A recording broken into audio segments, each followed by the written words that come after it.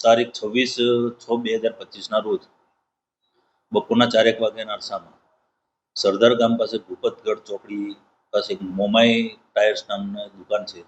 તે દુકાન મયુરભાઈ વસોયાની હોય ત્યાં આગળ આ કામના આરોપીઓ ટાયર લેવા ગયેલા અને ટાયરનો ચેન્જ કરવા માટે સિકંદર જુમાભાઈ શાંત તથા તેનો દીકરો અરશદ આ વેપારી સાથે ટાયર બાબતે બોલાચાલી ઝઘડો થતા ઉગ્ર સ્વરૂપ લેતા મારામારી કરેલી, જે બાબતે આજીડેમ પોલીસ સ્ટેશનમાં ભારતીય ન્યાય સંહિતાની કલમ 115, 351, 352, 54 તથા બીપીએક 135 મુજબ ગુનો દાખલ કરવામાં આવેલો હતો.